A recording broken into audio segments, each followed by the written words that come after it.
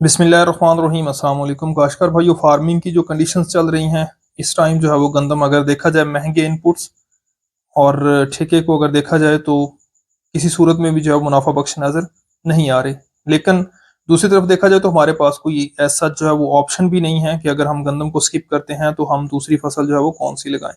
तो ऐसे में मुझ समेत हमारी जितनी भी फार्मर कम्युनिटी है, हमारी ये थिंकिंग है कि हम लो इनपुट यानी कि कम खर्च के साथ जो है वो मैक्सिमम गंदम की पैदावार लें, ताकि किसी हद तक जो है वो हम अपने अखराजात को कंपनसेट करते हुए प्रॉफिट की तरफ जो है वो आ सकें। ऐसे में दो चीज़ें जो मेरी ऑब्जर्वेशन है वो ये है कि एक तो आपने गंदम का जो टारगेट है पैदावार का वो 40 से 50 मन के करीब रखना है। अगर हम इस रेंज में जो है प्रोडक्शन लेते हैं तो हमारे लिए वो किसी हद तक फायदेमंद हो सकती है। अगर इससे प्रोडक्शन जो है वो कम है तो जितनी वो कम होती जाएगी फी एकड़, उतना जो है वो हमारा लॉस के खुदा ना खासा जो है वो चांसेस ज्यादा हो सकते हैं। दूसरे नंबर पे थ्रेशिंग के बाद मार्केट की जो है वो कीमत को देखते हुए आप कुछ अर्सा अपने पास रख सकें, जब मुनासिब रेट्स मिले तब बेच सकें, उतनी जो है वो आप गंदम काश्त करें। उसके अलावा जो है वो आप मुतबादल फसलें बहुत सारी हैं जिसमें ऑब्वियसली आपने लगा ली होंगी, वो लगाएं ताकि उनको वक्ती तौर पर जो है वो सेल आउट करके आप गंदम जो है वो अपनी मार्केट में जो प्राइस उसकी बेहतर जब हो तब सेल कर सकें।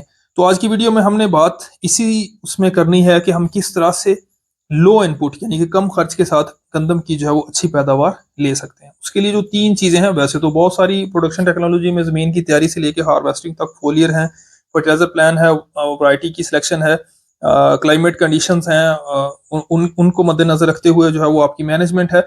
लेकिन जो तीन बुनियादी चीजें हैं उनको मैं आपके साथ शेयर करूंगा। तो सबसे मेन चीज जो है वो ये है वैरायटी की सिलेक्शन। वैरायटी जो है वो अच्छा परफॉर्म करे, कोशिश करनी है आपने कि जो शॉर्ट ड्यूरेशन वैरायटीज हैं उन्हीं का इंतखाब करना है। ये बड़ा एक की फैक्टर है जो आपके इनपुट्स को ना सिर्फ कम करता है, बल्कि अगर मौसम जो है वो अनफेवरेबल है तो ऐसी सूरत में आपके लॉस के चांसेस जो है वो कम से कम है।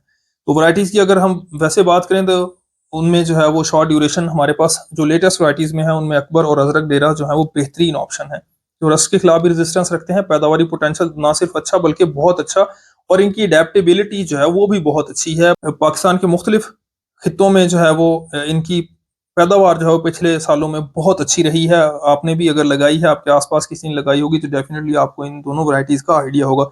अब दोस्तों 2002 बहुत पुरानी वैरायटी है, उसमें रस्ट के प्रॉब्लम्स हैं लेकिन शॉर्ट ड्यूरेशन वो भी है, आप उसको भी लगा सकते हैं, लेकिन अर्ली स्टेज पे उस पर रस्ट आ जाता है इसलिए मसाइल हैं। उसके बाद जो है जितनी वैरायटीज हैं वो हमारे पास जो है वो अगेती या दरमियानी काश के लिए मौजूद हैं। दिलकश मैंने देखा है कि अभी भी फार्मर जो है वो इस साल भी बहुत ज्यादा लगा रहे हैं, तो मैं तो ये कहूंगा कि दिलकश जो है वो बिल्कुल ना लगाएं। इस पे मैं वैसे डिटेल में वीडियो दे दूंगा। वो ये कि एक तो ये बड़ी अच्छे रकबों की हाई इनपुट वाली वैरायटी, और फिर ड्यूरेशन जो है इसका ज्यादा है, खुदा ना खास्ता मौसमियाती तब्दीलियां जो है वो असरअंदाज होती हैं तो प्रॉब्लम हो सकता है। हम उम्मीद करते हैं कि इंशाल्लाह सब अच्छा होगा पिछले साल की तरह, और हम जो है वो बम्पर पैदावार जो है वो हासिल करेंगे। वैरायटी की सिलेक्शन में दिलकश कोशिश करें कम लगाएं, इसके मुतबादल आपके पास जो ऑप्शन है उसमें दरमियानी हल्की जमीनों के लिए चैंपियन लगाएं, आप उरूज लगा सकते हैं, आप नवाब लगा सकते हैं, सादक की पैदावार जो है वो अच्छी है, निशान भक्कर किसी हद तक जो है वो पैदावारी लिहाज से अच्छी वैरायटी है। तो वो वैरायटीज जो शॉर्ट ड्यूरेशन हो आपके इलाकों में अच्छा परफॉर्म किया है, जिन्होंने पिछले साल, वो नई वैरायटीज के पीछे ज्यादा ना भागें, कोशिश करें थोड़ी बहुत जो है वो लगा लें, ताकि अगले साल अगर खुदा ना खासा सीड के रेट ज्यादा हो तो आपके पास सीड हो। नई वैरायटीज की अगर हम बात करें तो फैसलाबाद स्टेशन से जो है वो फलक और सवेरा है। फलक जो है वो अगेती और दरमियानी काश के लिए अच्छी है, सवेरा जो है वो दरमियानी और पछेती काश में जो है वो अच्छा परफॉर्म करती है, तो आप इनकी सिलेक्शन भी कर सकते हैं। शहनशाह बहुत अच्छी लाइन है अजरी बकर की, आप उसको भी जो है वो लगा सकते हैं। इसके अलावा जो है वो अजरक डेरा एरर जोन रिसर्च सेंटर, ये जो सब सेंटर है NARC का, डेरा इस्माइल खान, उनकी एक वैरायटी आर के जो रत्ता कलची है, RK 2023 यानी 2023 के नाम से, वो भी एक अच्छा एडिशन हो सकता है। इस साल लगेगी तो पता चलेगा। आपने कोशिश करनी है कि आपने शॉर्ट ड्यूरेशन वैरायटी को ही सिलेक्ट करना है। दूसरे नंबर पे है कि आपका जो बिजाई का टाइम, आपने कोशिश करनी है कि आपने गंदम की बिजाई जो है वो 5 से लेके हद 15 नवंबर तक मुकम्मल कर लेनी है। इसके बाद जितना आप पछेता होते जाएंगे, नो मैटर कि आपका एरिया कौन सा है, उतनी आपकी पैदावार के जो है कम होने के चांसेस बढ़ते चले जाएंगे। एक जैसी वैरायटी, एक जैसी जमीन, एक जैसी मैनेजमेंट को अगर हम देखें तो जो 5 नवंबर के राउंड अबाउट अगर वही वैरायटी लग रही है, तो वही वैरायटी जब 25 नवंबर के राउंड अबाउट लगती है तो पैदावार में जो है वो 30, 40, 50 हद तक इससे भी ज्यादा जो है वो पैदावार कम होने के चांसेस बन सकते हैं। टाइम पे काश करें। अगर 15 नवंबर या 12 नवंबर से आप पछेते जाते हैं तो खुश्क तरीका काश जो है उसको प्रेफर करें। इसको भी मैं डिस्कस कर लूंगा आपके साथ डिटेल में कि मैं इसको क्यों प्रेफर करता हूँ। हमारी तकरीबन सारी काश जो है वो खुश्क तरीका कार से जो है वो हम ड्रिल के साथ काश करते हैं। कोशिश करें ड्रिल से काश करें, कम खाद जो है उसको इस्तेमाल करके भी आप अच्छी पैदावार ले सकते हैं, क्योंकि दानों के साथ जो है वो फर्टिलाइजर प्लेस होती है। तीसरी चीज़ है फर्टिलाइजर प्लान। मेरे साथ डिस्कशन अक्सर होती रहती है हमारे व्हाट्सएप ग्रुप के थ्रू भी हमारे फार्मर भाइयों की, को कि वो सीड ट्रीटमेंट भी चाहते हैं ना, वो पोटाश भी देना चाहते हैं, वो फोलियर भी देना चाहते हैं, पैदावार भी अच्छी लेना चाहते हैं, लेकिन वो कहते हैं जी डीएपी महंगी है, हम जो है वो अफोर्ड नहीं करते या हम डालेंगे नहीं कम डीएपी के साथ। तो डीएपी जो है एक बहुत ही क्रूशल फर्टिलाइजर है, इंपॉर्टेंट फर्टिलाइजर है। आप इसको दिए बगैर अच्छी पैदावार जो एक्सपेक्ट नहीं कर सकते। हाँ, जहाँ पे ज़मीनें खाली पड़ी हैं, ऑर्गेनिक मैटर अच्छा है, फर्टिलिटी का लेवल बहुत अच्छा है, तो डेफिनेटली वहाँ पे जो है ये मुमकिन है। लेकिन हमारी ज़्यादातर 95% ज़मीनें जो हैं वो अगर हम कहें तो फास्फोरस का अच्छा सोर्स जो डीएपी ही मैं समझता हूँ खासतौर पर गंदम के लिए, उसमें जो है ये ज़रूरी है।